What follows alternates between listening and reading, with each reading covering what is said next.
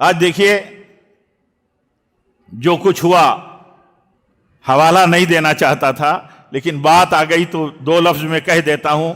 Hamas के हमले हुए, जैसा कि मालूम नहीं किन सोर्सेज से हमें मालूमात मिलती हैं, वो भी एक मसला ही है, लेकिन है यह मसला कि हमास के हमले हुए।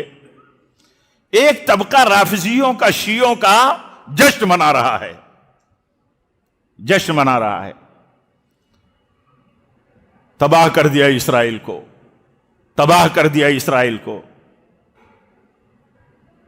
हम कहीं दुनिया और मीडिया के इन हालात और इन नजारों को देख करके ये सोचने लगते हैं हम क्या कर रहे हैं, हमें भी करना चाहिए। तो मालूम नहीं उनकी सियासत और उनका मकसद और उनके टारगेट क्या है, वो जाने।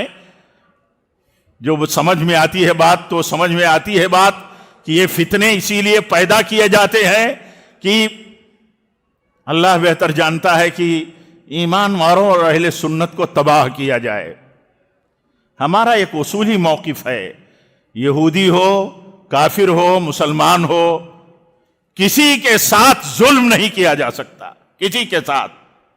अल्लाह के नबी ने वफ्द भेजा था, वो सर्वे करने के लिए, सर्वे करने के लिए जो वफ्द भेजा था आपने खैबर, तो यहूदियों ने पेशकश की, कहा कुछ रिश्वत ले लो, हमारे फेवर में सर्वे रिपोर्ट दे दो। तो क्या कहा था? कहा हम उस शख्सियत की तरफ से आए हैं, आपका हवाला दिया, और तुम बदतरीन लोग हो, तुम तो अंबिया के कातिल हो, लेकिन इसके बावजूद हम तुम्हारे साथ इंसाफ करेंगे, इंसाफ करेंगे। अगर ना इंसाफी कहीं होती हो तो काबिले मुजम्मत है, और दरिंदगी अगर यहूदियों और इसराइल की तरफ से हो तो वो क्यों नहीं काबिले मुजम्मत है। लेकिन मैं ये कह रहा हूं कि आप और हम जिस तरह जिन हालात में हैं, हमारा एक मौकिफ होना चाहिए कि हम एक क़यादत में हैं, एक लीडरशिप में हैं, अपने उलमा के पीछे चलने के लिए शरीयत की तरफ से, अक्ल की तरफ से पाबंद हैं, तो हमें अपने उलमा की रहनुमाई और उनकी तरतीब के मुताबिक हमें चलना चाहिए। हमारे उलमा बोलेंगे, जो जरूरत आपकी होगी हमारी होगी, और उलमा जब हमारे बोलेंगे, हमारी रहनुमाई करेंगे, वो अगर जिम्मेदार हैं, वो नहीं बोलते, तो वो जिम्मेदार हैं, आप जिम्मेदार नहीं हो, हम जिम्मेदार नहीं हैं।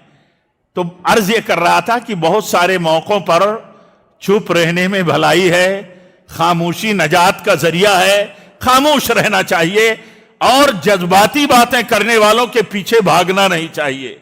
आप जानते हैं यहूद सबसे बड़े दुश्मन हैं, इनमें एक बड़ा तबका सबसे बड़ा दुश्मन है अहले ईमान का। ये जब अंबिया को कत्ल करने में कोई दरेग और परवाह नहीं करते रहे, तो ईमान वालों के लिए वो क्या करने वाले हैं। अल्लाह ताला हिदायत दे और हम सबको इस तरह के हालात और आज के हालात में अल्लाह ताला हमें सब्र पर मजबूती से कायम रहने की तौफीक दे। मजलूमों की अल्लाह ताला मदद फरमाए, जालिमों को अल्लाह ताला पकड़े।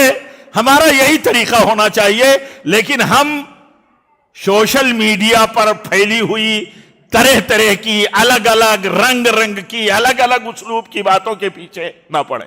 ये हमारे लिए नजात की राह है, ये हमारे लिए दीन की सही रहनुमाई की बात है।